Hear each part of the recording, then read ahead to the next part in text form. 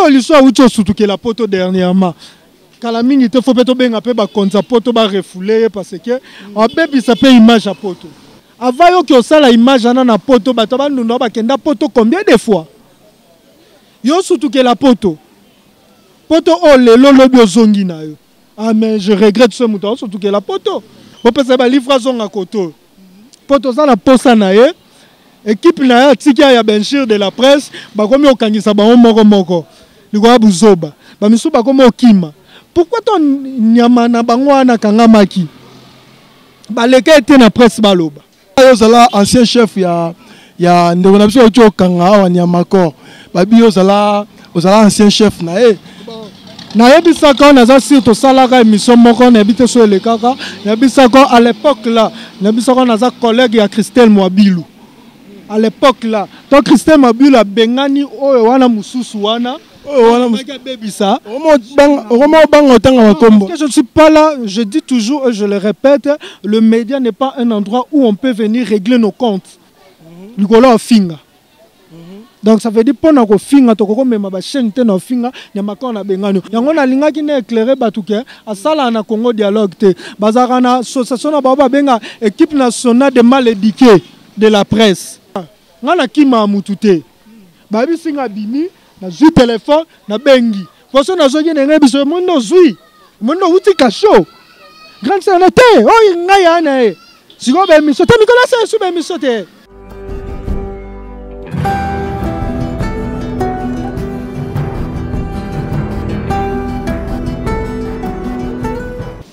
Salut à tous, salut très chers internautes, salut vous qui nous suivez de partout à travers le monde, salut à Pia, même les caméramans incontestés, je commence souvent par lui parce qu'il est dans la peine. Salut à toi mon boss Patrick Mbouya Pat 5, salut à bien t'as coordonné bien ma solo, ya Congo Amérique, il y a Simbi vraiment clé Congo Amérique. Salut à Pachuncha Salekovo d'or. Salut à toi ma grande sœur propre Adèle Mbungu depuis Canada. Salut à toi Henri Mundele. Salut à toi HK Diogo Limer d'Afrique. Salut à toi Onel Pam. Pourquoi pas 600 nuances rôle semigolo babenga ou jana. Vraiment la carte de cas actualité, la carte de cas ndeto mesana ko elamno marambo. Moi ma solo moi ba analyse na ba marambo bolinga ka batu balobi to yambana ga mo biso biso trop. Oh, bah, chroniqueur internet, bah, réalisateur internet, bah, coordonnateur, quoi que ce soit, bah, mais c'est parce que tout ça, la analyse bien entre nous. Parce qu'il y a d'autres personnes pour juste créer des insanités, tout ça, tout le temps cracher des insanités, créer de bêtises, on en est moins bien, et on tout le temps ça la analyse, pour que tout le monde la mambo eza lianzi, mambo eza mabe, tout ce qui vraiment ça na biso sain et sauf, tout ce qui est propre. C'est pourquoi la raison que lelo na sepela qui vraiment na mbela bino Trésor King, le coordonnateur des sites internet, la chaîne YouTube, pourquoi pas si on peut dire Congo Dialogue. Donc on a tobenga déjà Trésor King so ki oyakana babi Trésor King a pe ma bien vraiment ça dire libende bena o bibi ma vandela ki coordonnateur de Congo Dialogue bena. Bonjour mon frère. Bonjour BBM, bonjour internaute, comme je le dis toujours, au-delà de toute expression, ceux qui m'ont dit il y a internet, il y a masolo elamu, masolo kokyo bongisa musala na biso. Comme je suis honoré là, nebika internaute nyoso obebi Trésor King, na pesi baba mbote. Namoni Congo Dialogue yeso la bien pona. To vanda no Laurent, mais on a bien zongeli so vanda. Namoni so la bien. Bon, ce n'est pas seulement Congo Dialogue, les années où il y a mikolo, où il y a patron de site. Donc, le lot, tu as makambo internet, site, tu fous à $100, $150. Salaire à site, tu as. Moi, j'ai toujours dit, moi, j'étais où je suis, Tilelo, parmi Batu Obaza, le mieux payé pour Nini, à part Sam Kazadi. Tu as Sam Kazadi, pour Sam Kazadi, a foutu la $500. hein on est par rapport au salaire quand tu es partenaire par rapport ya ndenge tresindenga solo la ne à part Sam Kazadi nga bafuta nga na ba vie donc c'est non signé contrat na ngai na bito solo na ba vie bon pas to pesa musana biso valeur ça veut dire so na beto temps de vie au pesa nga autant so ekiti bo pesa nga autant yango pesa la ke non atana longwe site wana oka kolo site pa benga kitelo mois 200 moi 300 pas ebi que non au salaire musa malamu na site na ye et pour ça nini oza grâce ya vie na ngai je l'appelle parce que n'a rattaché de presse na ye Bomolo Jonathan Bomolo Mohamed yazaka revendeur à Mituka il est vraiment revendeur à Mituka yo vraiment attaché de presse ngai maman attaché bon heureusement attaché de presse na attaché d'injure. On a non. Tetozana ba taché de presse na ba taché d'injure. Wana ton lo ba web internet nyonso ba comprendre. Parce que ba nyonso ba comprendre expliquer vraiment. Taché d'injure eza mutu oyo akenda kosenga mwela mbepa ya mutu azosala ya musala mwa mbongo aleki na media banzo finga. Akoko finga muninga na ye, akoko finga même ko fingisa même musala na ye pona mweloko ba opesa ye wana. Donc yaza kaka na kata carré ya injure. Attaché de presse eza oyo azui azo zwa musala ya mutu wana azo memango na media de façon que eyebana na mokili mobimba donc ndeza beso ngo tourner na vie Jo Bomolo revendeur à Mituka père spirituel à bato biso leke pas trésor king to taliba keso otuna ye to senini bo tourner na ye moi mukie na yo coupage na yo nga mutu na opesa yo hein yo mutu osala mona zo 50 voilà mais yazo ngopé sanga te wana so tourner na babio la makastara yo zala ancien chef ya ndeko na biso ocho kanga wa Nyamakor babio zala ancien chef na na yebisaka na za surtout salaka émission moko na bité so le kaka na bisaka à l'époque là na bisaka na za collègue ya Christelle Mwabilu à l'époque là donc Christelle Mwabilu a bengani oyo wana mususu wana je ne suis pas là, je dis toujours et je le répète, le média n'est pas un endroit où on peut venir régler nos comptes. Mais on peut venir pour aider Batouba Nanzela. Quand quelqu'un passe na chaîne honorable pour dire des insanités, pour insulter Batouba ma conflit, il y a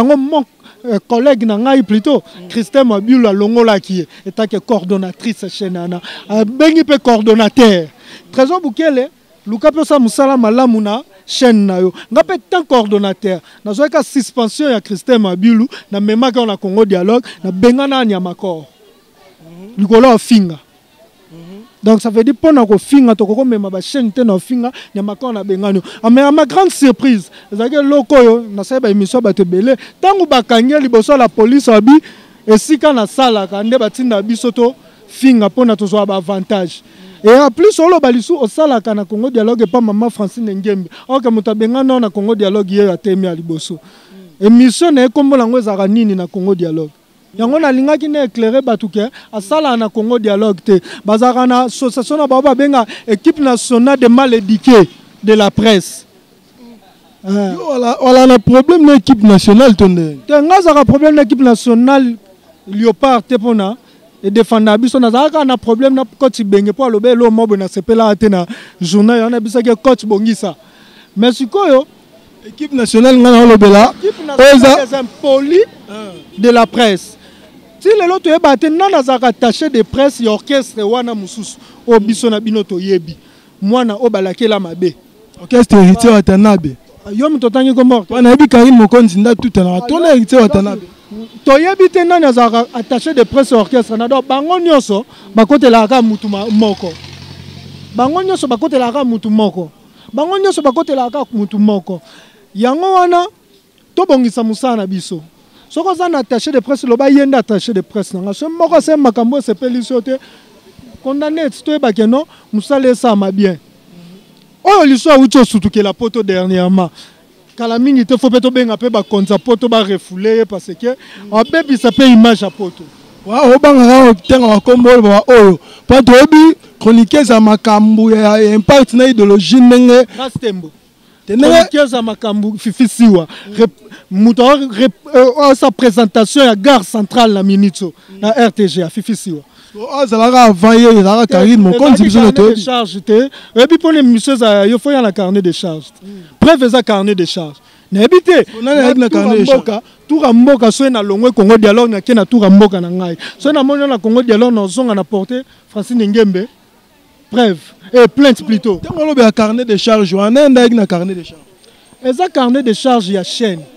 eza ya yo te soki eza yo yaka na preuve carnet de charge yango na kotisela ya ba carnet de charge nga akei bazwi émission na ngai mutu musu akoma représentant émission eza Kyodo réalisateur Kyodo papa tozaka na kyo yamba Kyodo réalisateur émission wana Kyodo n'est pas Caleb parce que a décidé l'émission neke émission nga mutu désormais ba représentant c'est Fifi Siwa to betela ya Fifi maboko tout betela ya Fifi maboko parce qu'on a tout le monde king tant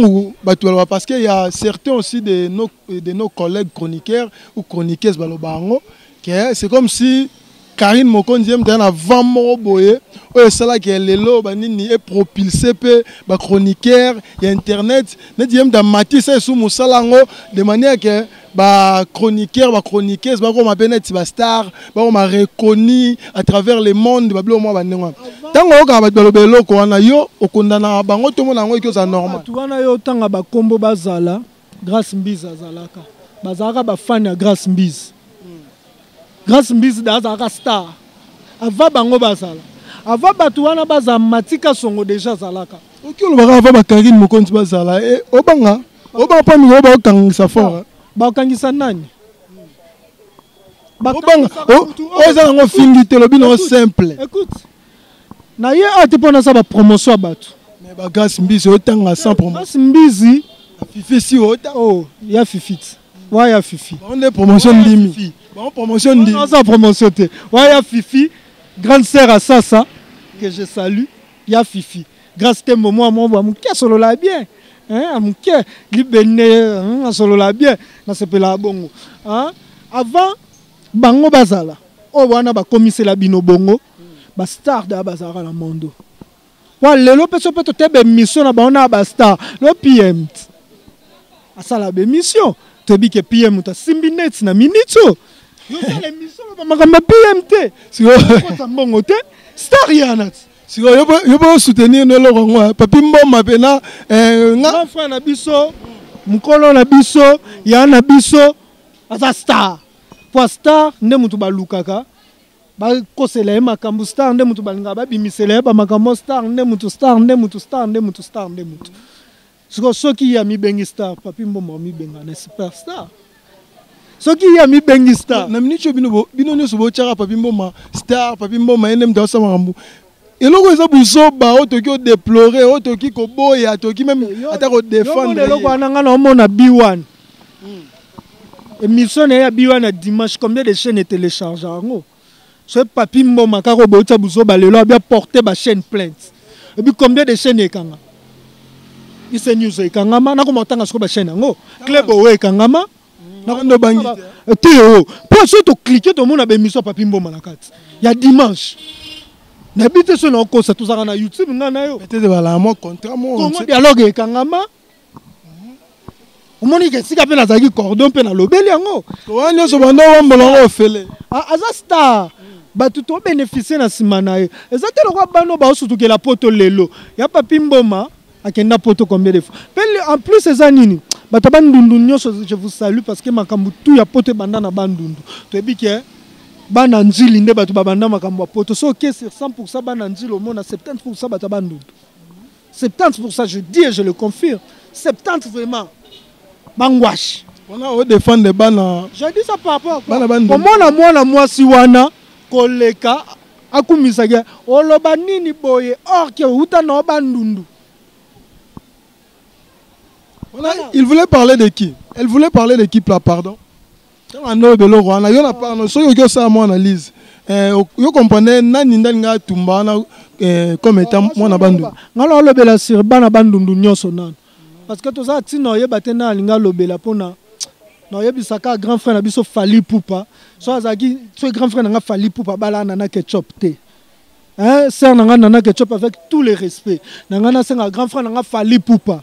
aidez-moi moi sana alinga fan na yo sinisa ta contrat 3 jours na ndako tango bima omona ndo sana bino mo boye ba ke moi sana za fan ya Fally Poupa même nga bien remarquer nga wana lobi na remarquer ma kari moronzi ne dalela Fally moi trop nga tangi nga kombo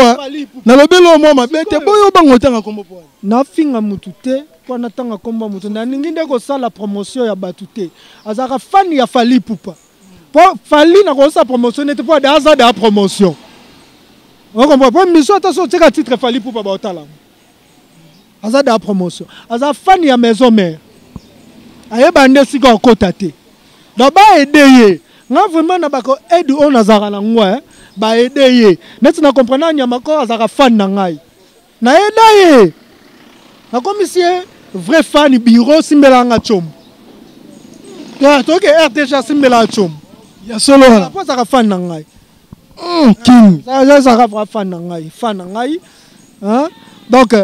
azaka fan ya bato bandundu bato lac bato bandundu bangwashi baungani azaka fan na bango yango falo baka bato bandundu wana yolo bamuta bandundu obotami na bandal te momikumisa mwana bandal avayo ki osala image na poto bato bandundu bakenda poto combien de fois yo surtout que la poto o lelo lobi ozongi na yo ah mais je regrette ce mouton surtout que la poto ce mouton ki oyeba saucisse na poto okasa likasu ye moko donc le roi ya kanisa ko likasu oyebisa bato pe na vidéo bilo bokasa likasu donc yo moko kanisa ka déjà nini wana likasu to okendaki na sepeli na photo ba ota Moscovite na ye babi Moscovite sapato wana azwaki yango ta azwina ba livre azongi yezanga ka ba livre pour la zonga bo pesa ba livre ba la poto bo edele biso ye bo pesa ba livre zonga koto poto za na posa na ye équipe na ya tikia ya benchir de la presse ba komi okangisa ba moko likwa buzoba ba misu ba komi okima pourquoi ton nyama na bango wana kangamaki ba leka ete na presse baloba ba pekisa bango donc ça veut dire quoi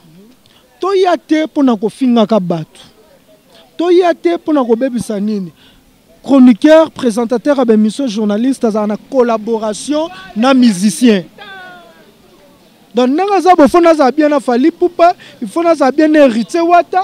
il faut na za bien na Weranson il faut na za bien na batu tout pona bango excuse ba onde batu ba sala biso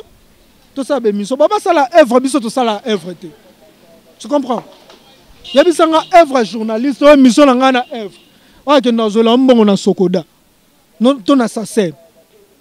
vous mettez ça au king le ba moi trop bien na lingate to ke moi moulai parce que c'était juste analyse ba na bité cameraman no kombone nani puis mbemba les caméramans incontestés mbemba les caméramans incontestés est-ce que makamuna lo beza mabe hein est-ce que baba tika œuvre comment que comme ennemi ya muto atika œuvre oh yo amsuka mingi to ozo sila mais yo sila te lombo makiadi ya sila te mais papa kamba so to bengi mo moto tuni ya papa kamba yebiete papa kamba Tezo King conseil na yo pa ya Niamakor pa ya Karine Mokonzi na équipe nationale mobimba conseil na ba collègue na ba chroniqueur ba cordon comme yo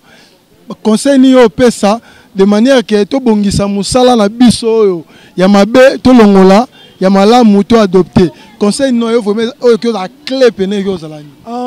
conseil na koko pesa na bandeko na nga ba cordon eza nini omoni so omoni muto ya na buzoba na site na yo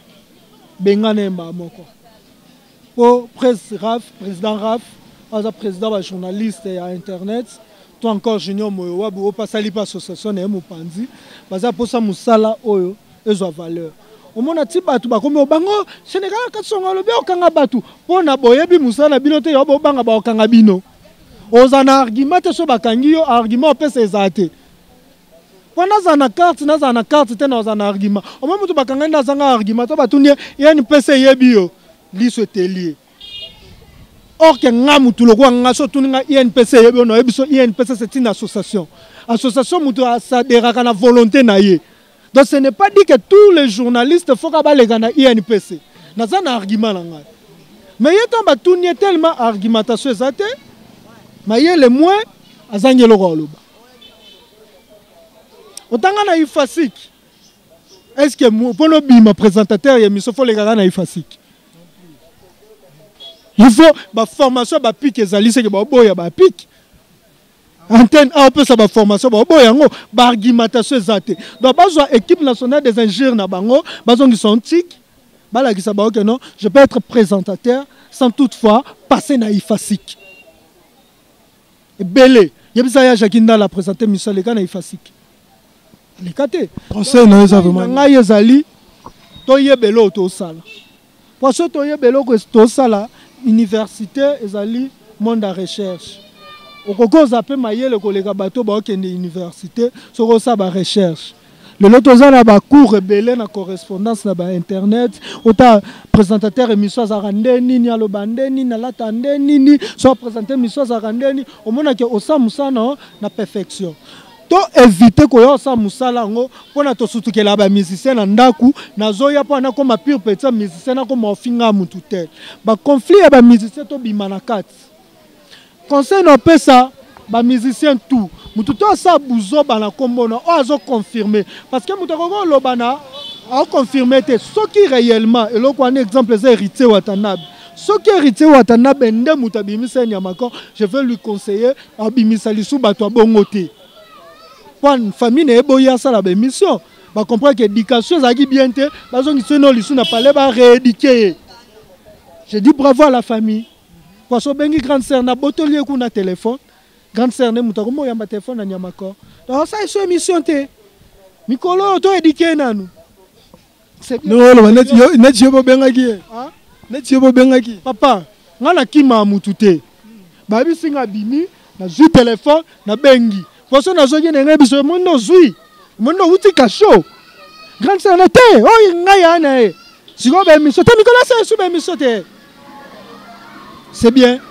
Vraiment Trésor King mode de la fin de na ramener so to sololi vraiment tela kaka donc tu dis que tu auras Trésor King au prochain numéro ya so la moi trop au moment fongol mo muke metoke moi moulai pena et ça li bien vraiment il y a internet pour landa biso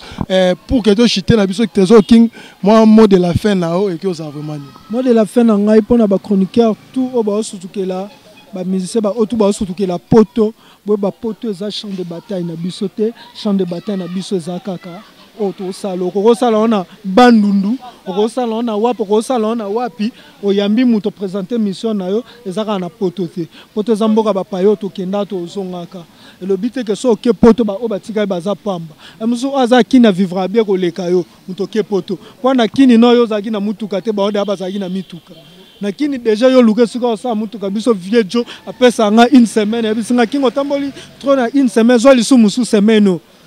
donc on gratuitement ceux qui y a monani ba teki yango et bisinga petit zo muke na yo mais nga be fa sola na nga nga pe zo ata ono tambola ngata ata moi un mois awa ba dédicace na pa banani dédicace na nga pa fondé ka be ya papa social papa conseiller nga bi Trésor King ko finga te na net sala ba makambu na za ka yo so moi mabe telemela mabe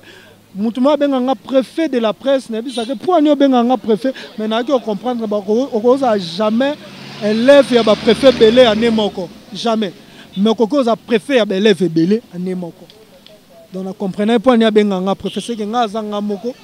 élève basé belé mais nous musana nga ya élève na ko mema bango ba o tout batanga la ba o ifacilité le quoi ngai boya to reçoit vraiment to compte internet to tali neni journaliste faut présenter mission neni ni après to banzo présentango ba onyo so baza INPCT boluka président Raf boluka Moyo Wabu et si on se sentir à l'aise au côté bo éviter on les nani wana de la presse équipe nationale des impolis de la presse bo éviter ba association wana po to ba kango ta marche pas mais ça maintenant ça les marche to ba kango ba ninga ba olobate.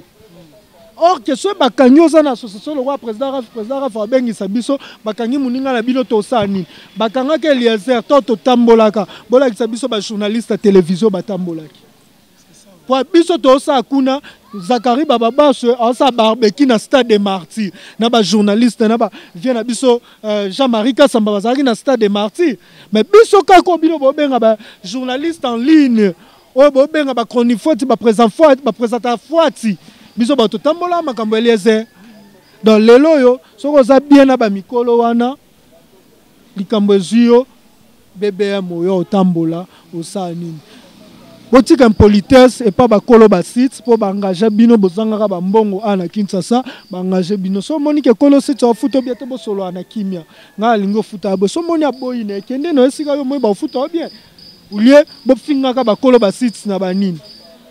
topesa ba respect vraiment trésor sambi ba vraiment moi trop merci pour attendre vraiment pesa biso to s'appelle fort on a to ke ne libende nzela moro nga c'était des annoncés na nga po to ke na biso vraiment puis même les caméramans incontesté c'était Trésor King hein? Donc il y a sur la vraiment moi bien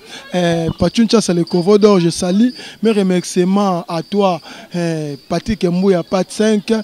mes remerciements à Adel Mbungu à toi mon grand frère propre Pierrot Mbungu à toi Henri Mundele mon ami cher